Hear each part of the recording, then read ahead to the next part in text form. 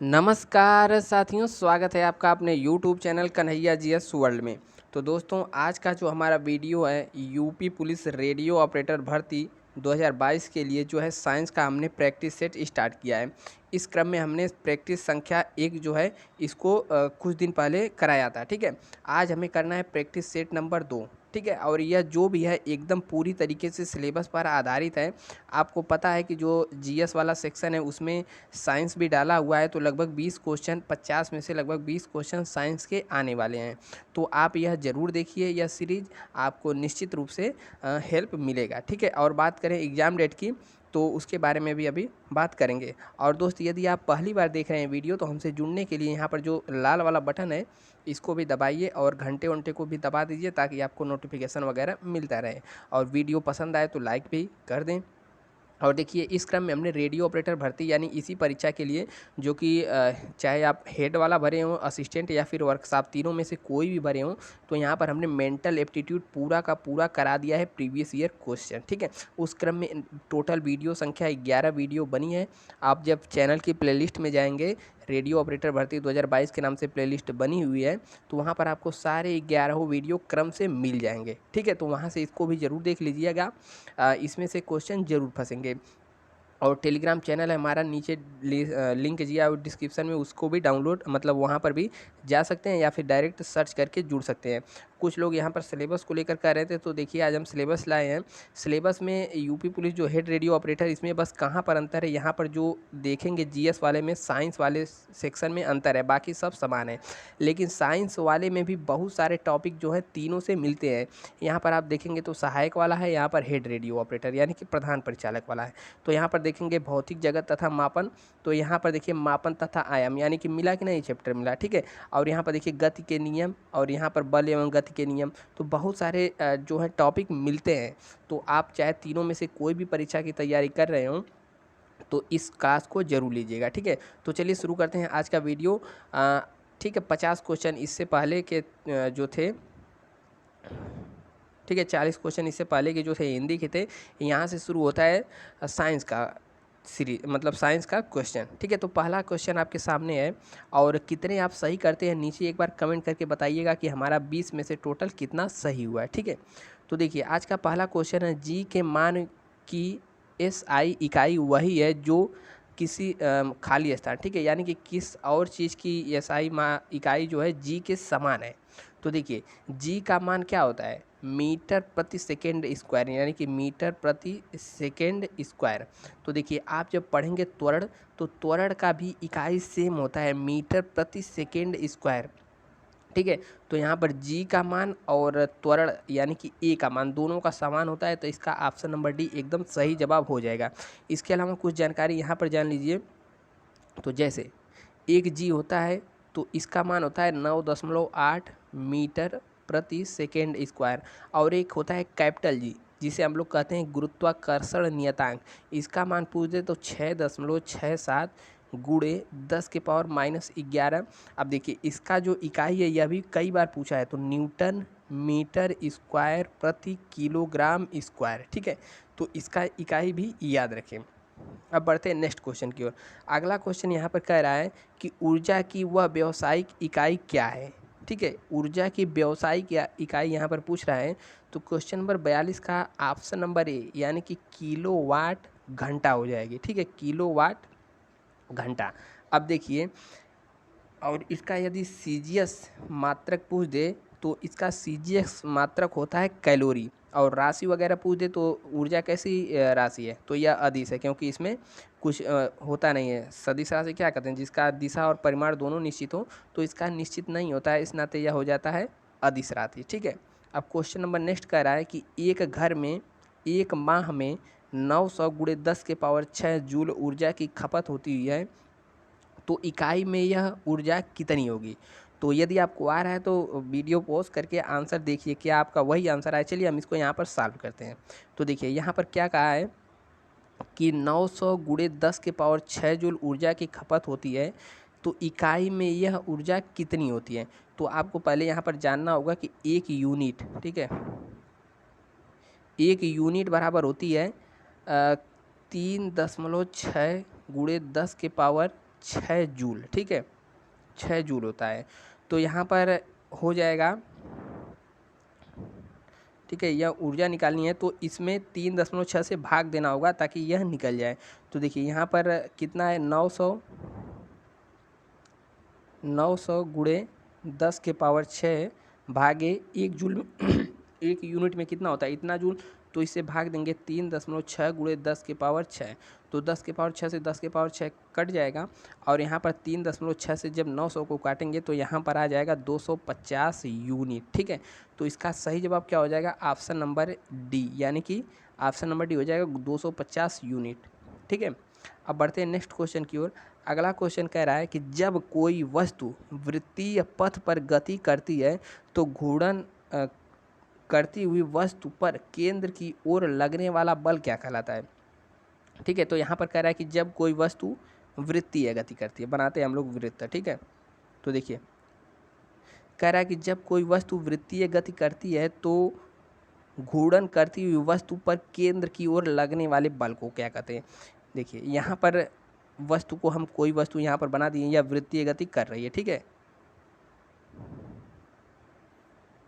तो कह रहा है कि अंदर की ओर, यानी कि यहाँ पर केंद्र बना दे तो यहाँ पर अंदर की ओर एक बल लगता है,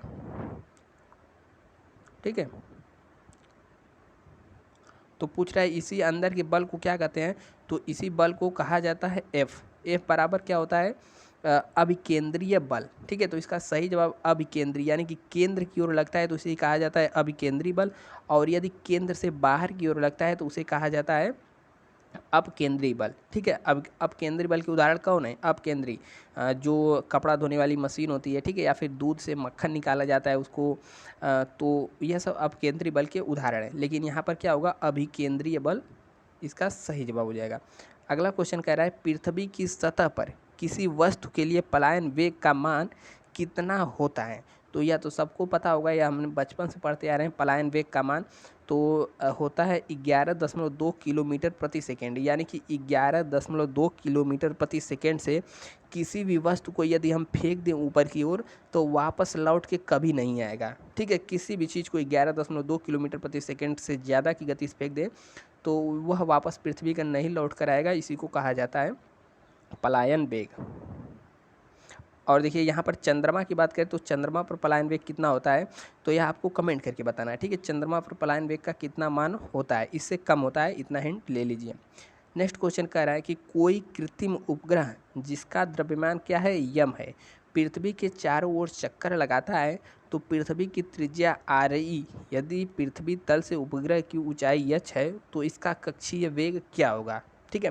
तो इसका जो सूत्र होता है जी, करड़ी में G/RE होता है, ठीक है, G/RE अपान करड़ी में RE होता है, तो इसमें नीचे H जुड़ जाता है। तो 46 का क्या हो जाएगा, ऑप्शन नंबर बी, यानी कि करड़ी में G/RE प्लस H, यहाँ पर H क्या होगा, जुड़ जाएगा यदि ऊंचाई की बात करें तो ऑप्शन नंबर डी इसका सही हो जाएगा, 46 का ऑप्शन बी, ठीक है।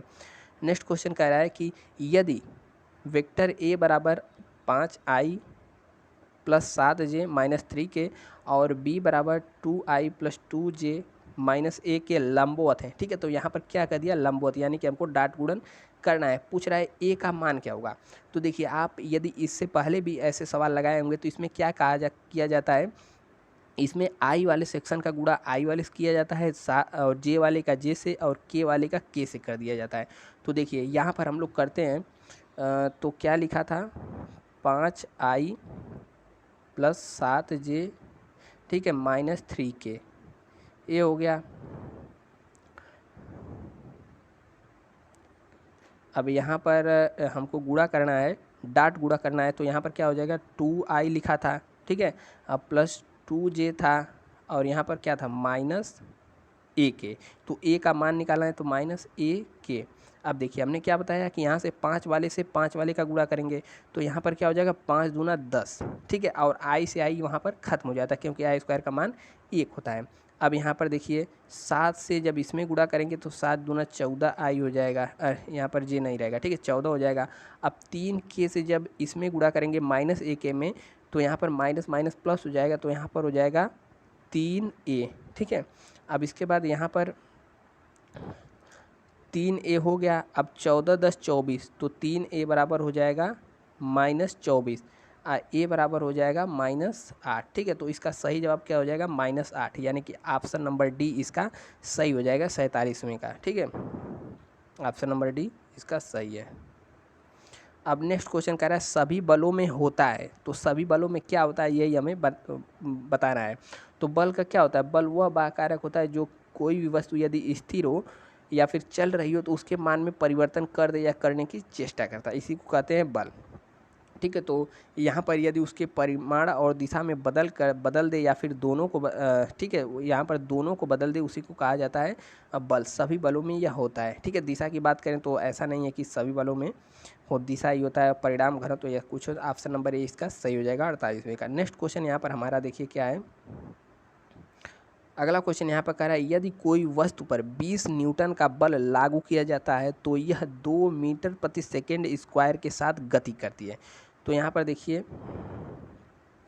यहाँ पर एफ बराबर क्या दे दिया 20 न्यूटन। ठीक है, और ए बराबर यानी कि त्वरण दे दिया 2 मीटर प्रति सेकेंड स्क्वायर। तो यहाँ पर द्रव्यमान की बात कर रहा है, तो यफ बराबर यम में वाला जो सिंपल सूत्र है इसी से निकाल लेंगे। तो यहाँ पर यम बराबर का हो जाएगा यफ अपान ए, यानी कि 20/2 हो जाएगा, यानी कि 10 इसका आंसर आ जाएगा। तो ऑप्शन नंबर डी इसका सही जवाब हो जाएगा क्वेश्चन नंबर, ठीक है, क्वेश्चन नंबर 49 का। अब नेक्स्ट क्वेश्चन यहाँ पर कह रहा है कि किसी वस्तु पर कार्य करने वाले गुरुत्व बल को खाली स्थान के रूप में जाना जाता है।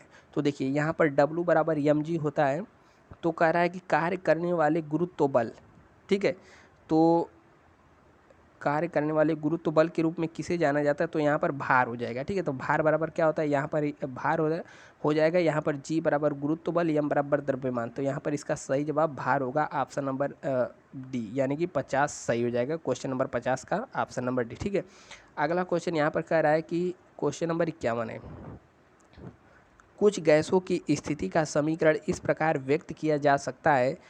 गैस का यहाँ पर समीकरण दे दिया है P + A/B² into V - B equal to RT। इसमें कह रहा है P दबाव है, V आयतन है, T परम तापमान है, तो यहाँ पर A/B/R स्थिरांक है, तो इसका आयाम क्या होगा। ठीक है, तो इसका जब हम बीमा निकालेंगे, तो पिछले वाले वीडियो में हमने बताया था बीमा कैसे निकालते हैं, तो इसका जब बीमा निकालेंगे तो सब मिला जुला करके आ जाएगा ऑप्शन नंबर ए, यानी कि M/L⁵ और T - 2 इसका सही जवाब हो जाएगा। नेक्स्ट क्वेश्चन कह रहा है कि निम्न में से कौन सा कथन गलत है। तो यहाँ पर पहचानिए कौन सा कथन गलत है। पहला, अधातुएं ऋणायन बनाती हैं। ठीक है, तो अधातुएं तो ऋण आयन होती ही हैं, तो वह क्या बनाती हैं, धनायन बनाती हैं, तो यह तो गलत हो जाएगा। यहाँ पर कह रहा है अधातुएं अम्लीय ऑक्साइड बनाती हैं। ठीक है, सॉरी एक मिनट कह रहा है यहाँ पे कौन सा कथन गलत है। तो यहाँ पर अधातुएं ऋणायन बनाती हैं, सही बात है, कोई भी अधातु है तो वह ऋणायन ही बनाएगी। यहाँ पर कह रहा है कि अधातुएं जब ऋणायन बनाएंगी तो वह धनायन बना ही नहीं सकती हैं, क्योंकि अधातुओं का पावर माइनस होता है। तो यहाँ पर कह रहा है कि ऑप्शन नंबर सी जब पढ़ेंगे तो अधातुएं धनायन बनाती है, यानी कि अधातुएं धनायन बनाती है, नहीं, अधातुएं क्या बनाती है, ऋणायन। तो ऑप्शन नंबर सी इसका सही जवाब हो जाएगा, जो कि यहाँ पर पूछा है कौन सा कथन गलत है, तो ऑप्शन सी इसका सही जवाब हो जाएगा। ठीक है, अब यहाँ पर नेक्स्ट कह रहा है कि शक्ति की अंतर्राष्ट्रीय इकाई क्या है। शक्ति यानी कि वाट। ठीक है, तो 53 का एकदम सिंपल जवाब है, वाट इसका जो हो जाएगा अंतर्राष्ट्रीय इकाई है। और 1 जूल बराबर पूछ दे तो 1 जूल बराबर होता है 10⁻7 अर्घ। 1 जूल बराबर 10⁻7 अर्घ। नेक्स्ट क्वेश्चन कह रहा है निम्नलिखित में से कौन सा शक्ति का सूत्र है। P बराबर V²/R यह भी होता है, और V बराबर V × I यह भी होता है, और P बराबर I² यह भी होता है। तो ऑप्शन नंबर सी इसका सही जवाब हो जाएगा, यानी कि जो सभी हैं सभी शक्ति के सूत्र हैं। नेक्स्ट क्वेश्चन कह रहा है कि गर्म करने को धीमे धीमे ठंडा करने की प्रक्रिया को क्या कहते हैं, यानी कि गर्म शीशों को धीरे धीरे ठंडा करने की प्रक्रिया को कहा जाता है एनेलिंग। तो इसे याद रखिएगा, कई बार ये परीक्षाओं में पूछा है, तो 55 का ये सही हो जाएगा, एनेलिंग। नेक्स्ट क्वेश्चन यहाँ पर कह रहा है कि 20 न्यूटन का बल किसी वस्तु पर कार्य कर रहा है, तो वस्तु बल की दिशा में 4 मीटर के माध्यम से विस्थापित है, तो किया गया कार्य। तो यहाँ पर कोई बहुत बड़ा सूत्र नहीं है।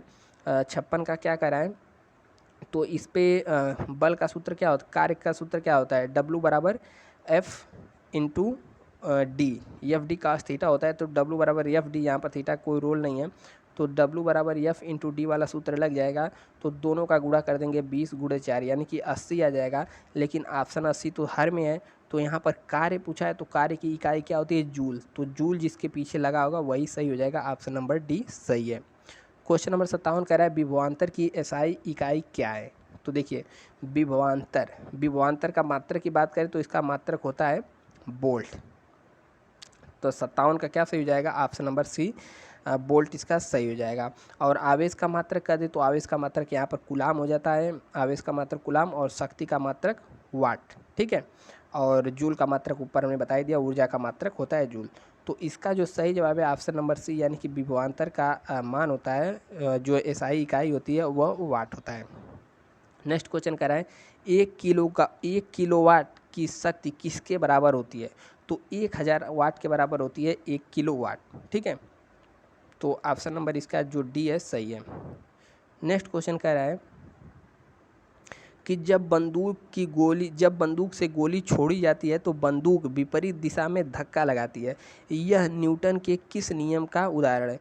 तो यह तो बहुत ही सिंपल है, रॉकेट उड़ता है तो नीचे की तरफ अपनी अग्नि यानी कि नीचे की तरफ प्रज्वलित किया जाता है तभी ऊपर जाता है। बंदूक से जब हम गोली आगे मारते हैं तो बंदूक पीछे की ओर धक्का देती है, ठीक है। नाव से जब हम कूदते हैं तो नाव पीछे की ओर भाग जाती है। यह सब किसका उदाहरण है, तो न्यूटन की गति के तीसरे नियम का उदाहरण है, ठीक है। तो क्रिया प्रतिक्रिया का नियम जिसे भी कहते हैं। तो ऑप्शन नंबर 59 का हो जाएगा बी, यानी कि गति के तृतीय नियम इसका सही जवाब है। अगला और आखिरी क्वेश्चन आज का कह रहा है कि ड्यूटेरियम की द्रव्यमान संख्या कितनी होती है। तो ड्यूटेरियम यानी कि D2O के नाम से हम इसको जानते हैं। तो कह रहा है कि इसकी जो है कि